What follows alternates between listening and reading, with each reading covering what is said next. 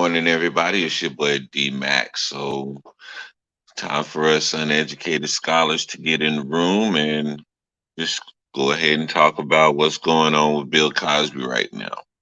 So, there's been a report that just came out that states that Bill Cosby is being sued once more for alleged sexual assault against a guest star on The Cosby Show back in the day. Um, she made some she made a pretty bold claim that falls right in line with the story that a lot of the other accusers of Mr. Cosby has stated before. But I'm going to be real with you. I'm going to be honest with you.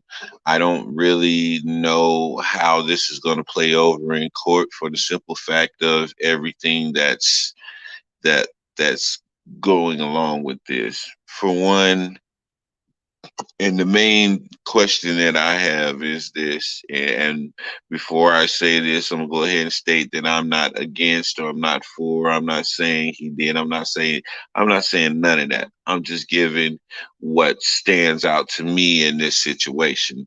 And what really stands out to me in this situation is this question, which I'm sure a lot of people are gonna ask as well. Why now? Why now? Why did this person not feel compelled to come forward when everybody else felt compelled to come forward? Why did this person wait for so long? And then, even after he got out of prison, and now that he's trying to revitalize his career and things of this nature, all of a sudden we have a new accuser to pop up. That just kind of stands out to me. It kind of gives me a red flag, so to speak. And so, I'm not going to say yes or no or this or that. I'm just going to stand back and watch this unfold and see where it goes, and then I'll speak my piece on it then. But just for right now, in my mind, it just seems like the timing is crazy. And when I say the timing is crazy, there was another story that I was looking at talking about Washington football team and how Dan Snyder's timing is pretty funny. Um, Trying to retire Sean Taylor's jersey now that all of this controversy is going on with the whole John Gruden story and all of these emails. So if a reporter can point out the fishiness of that, I think that it's fair to point out the fishiness and the timing of this young lady trying to accuse Bill Cosby of what she's accused him of. And does she have any proof? That's another thing, because it's one thing to make an accusation of that nature, but you're going to have to prove it other than having a story, because like I said, the story lines up with the story that all those other women stated. But how easy is that to conjure up a story? And I'm not saying, once again, I'm not saying that she's lying.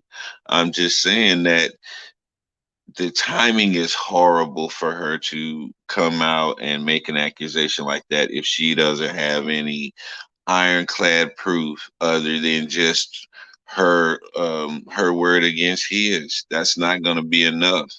Uh, uh, what's the lady's name that Mr. Cosby was convicted of? Miss Constant.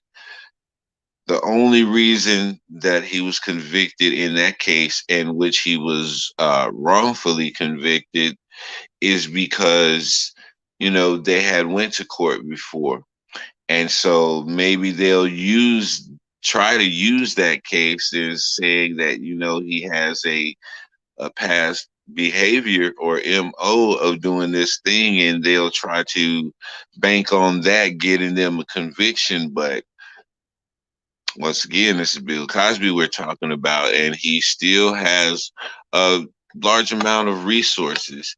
And it's mighty funny that this comes out after Mr. Cosby starts to speak about suing for the wrongful incarceration. So, man, this is just a whole crazy story because I'd never want to put my allegiance with someone who's a sexual predator. That goes against everything that I believe and stand for. But at the same time, it just don't sound right. It just don't look right, and there's a lot of red flags that are screaming out to me right now about this story. And I'm not going to apologize anymore for being skeptical about it. But these nowadays, with the Me Too movement being weaponized in such a fashion with certain people, you have to. You have to question everything. I question Mr. Cosby, but I question this young lady the same. I question her the exact same with no bias or nothing like that. Because, like I said before, the timing on this is just way too fishy to me. So we'll just keep an eye on this story and see what unfolds from this, and then we'll go from there. Um, Another topic that I want to talk about, I just touched on Washington football team and how the are pretty much leading us down a rabbit hole. And this is what is absolutely needed in order to drain the swamp for real, because now you're starting to see other people being exposed while trying to use John Gruden as the scapegoat, as if he's like the epitome of racism in the NFL, when this thing carries all the way across the spectrum. So it's good to see all of these things happening because it reinforces what I'm always saying in a lot of my episodes that I do. There's a reckoning that is taking place now. All of the things that the United States have done from 1492 all the way up to this point, now there's a reckoning. This is taking place now. There's a great revealing. God is revealing the truth.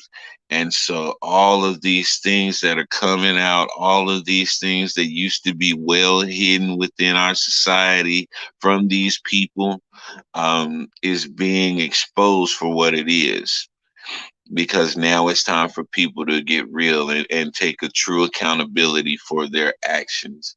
And since they're not going to do it on their own, then God has to force their hand some. And so these situations like this are starting to come out. And Washington football team is at the top of the helm. And Dan Snyder is trying his best to redirect the attention to something else. And that being Sean Taylor's jersey being retired.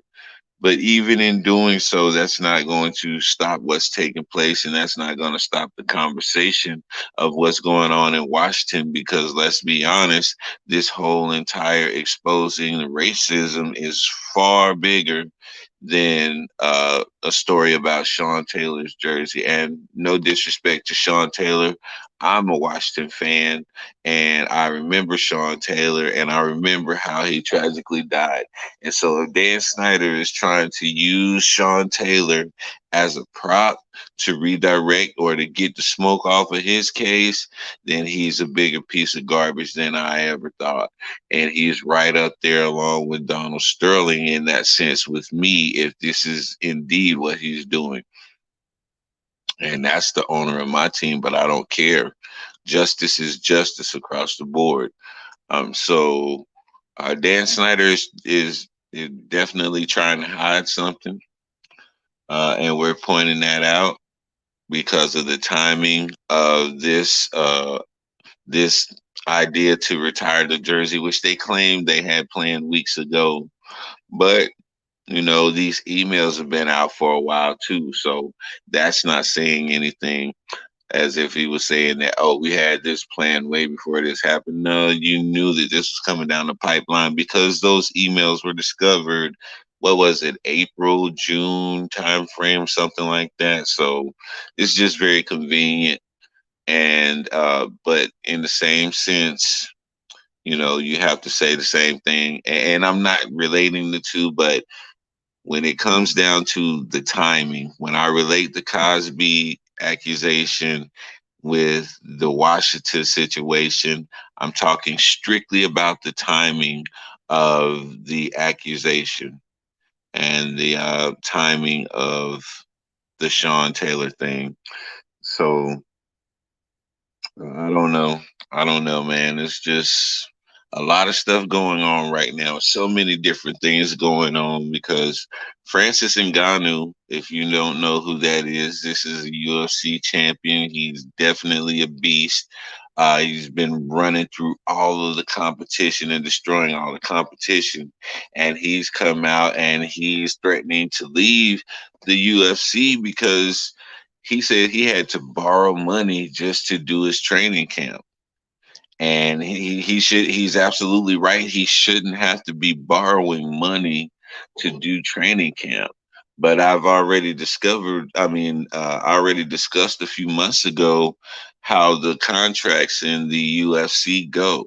And so if you're under contract with the UFC and you sign a new fighter contract, you'll sign that contract for about 20,000, maybe $30,000, and that's for us. Let's say 4 years. Each fight, you're gonna get $20,000. All right, now say you go, you beat everybody you need to beat, you become the champion within, let's say, a year and a half, 2 years. Well, for the duration of that 4 year contract, you're still going to be getting paid the same amount of money, that 20 to 30,000 per fight, even though you're the champ, even though you're drawing all of these millions of dollars, you're still just going to get that base salary of 20 to $30,000 per fight because of the contract that you're under. Now, a lot of people, a lot of fighters go outside of the UFC. They get with the Paul brothers, do undercard fights to make money. They'll seek endorsement deals to make money to offset what the UFC is not paying them. But that shouldn't even be. Why is it that you have to find a second or third source of revenue to cover what you need that is necessary for you to excel in your sport? That makes absolutely no sense. Dana White should be absolutely ashamed of himself. And if I was all of the UFC fighters, I would totally walk out on UFC and let the bottom fall out and let Dana White just suffer, crash and burn. I will let the whole UFC crash and burn. Dana White is the white equivalent of Don King. He absolutely 100% is. He's cut from that Don King cloth, that Bob Arum cloth, and he's not going to give anybody any more money until he sees his money dwindling because the people are not going to stand for it. And that's one thing that needs to happen is I feel like UFC fans should do a protest. They should definitely stand behind their fighters. If you love a fighter and you claim that you love a fighter the way that you say you do, then you would be willing to not support the UFC at all until Dana White pays these men, these women, what they deserve so that they can live. These people are having a hard time living. So if you're out here and you're fighting at the equivalent of a professional boxer and you're putting yourself in harm's way, you shouldn't have to be scraping and scrounging.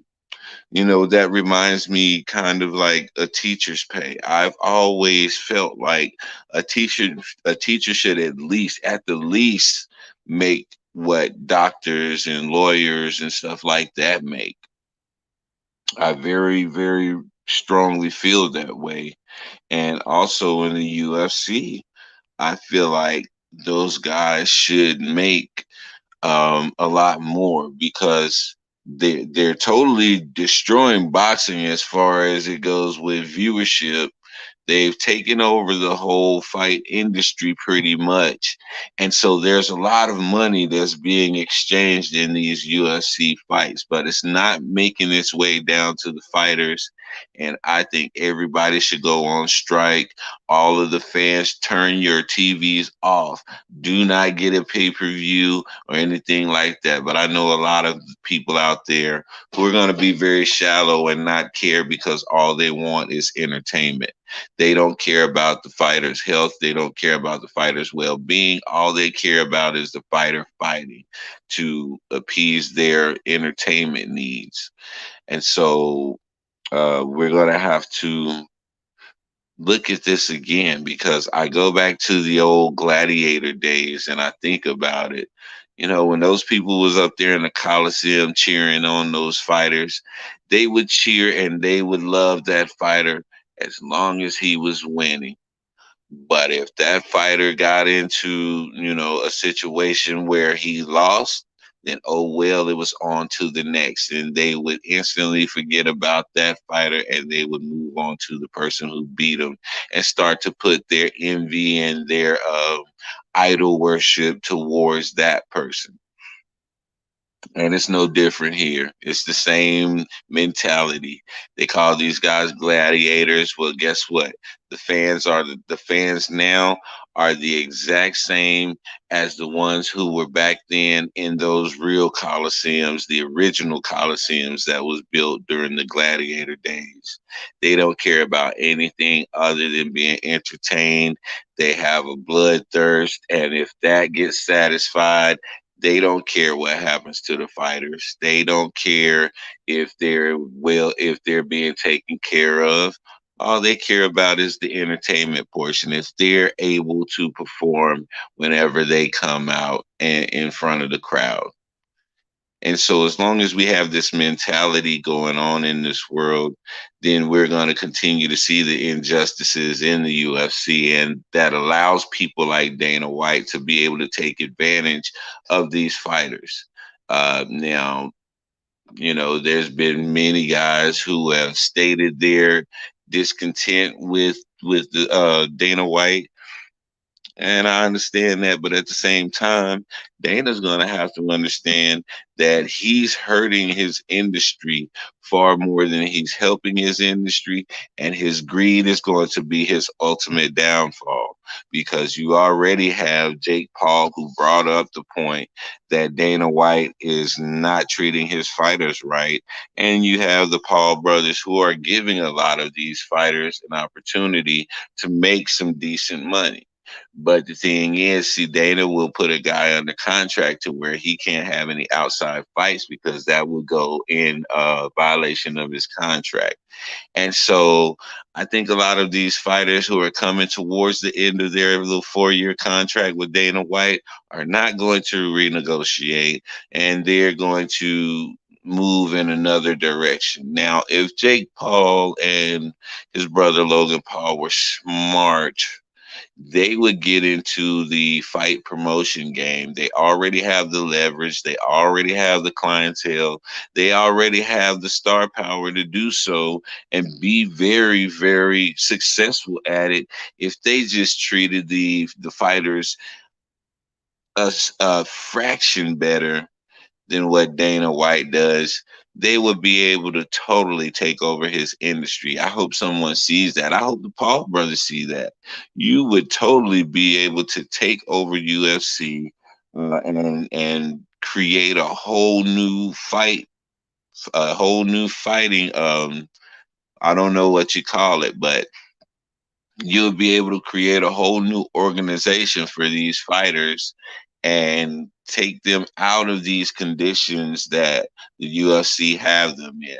So I would go ahead and start to prepare that now because a lot of these premier fighters who are starting to rise up in the UFC are coming to the end of some of these uh, 360 deals. Basically, that's what I like to call them. But these horrible contracts with the UFC, they're coming to an end pretty soon. And as they come to an end, I'd be right there to pick those guys up, just whisper in the ear, "Hey, I know your contract about to be up with Dana, man. I know you want to get out of this horrible deal. If you really want to make some money, you see what we're generating over here with these fights, and you see the that all of the momentum is coming our way and it's swinging away from the UFC.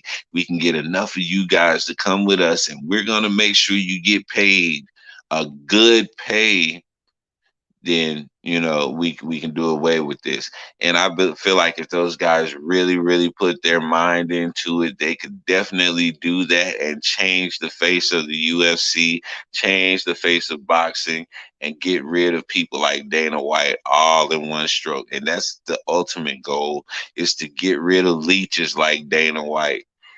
But yeah, that's really pretty much all I'm gonna speak right now. I'll jump back on here in a little bit after I come across some more topics that strike me to speak on.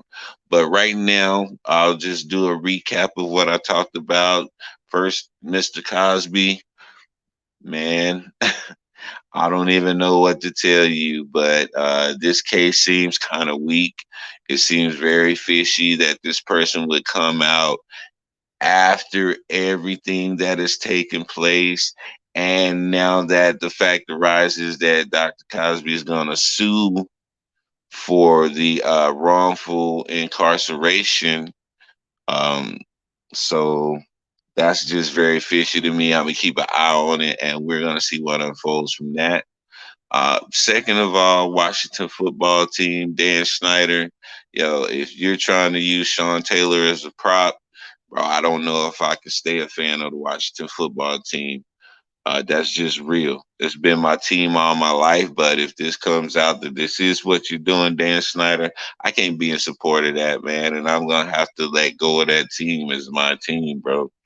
I can always go to my secondary team, which is not really that good, but it's my team nonetheless, and that would be the Carolina Panthers. Um, Last thing, Francis Ngannou, UFC, Dana White.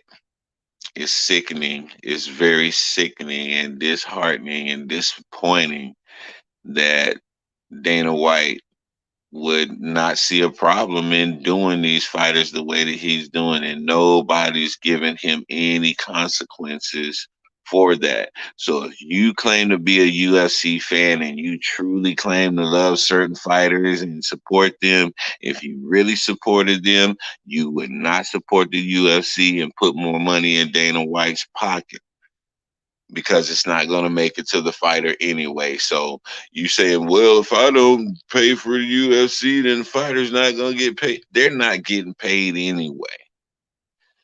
What they're making is not equivalent to a paycheck.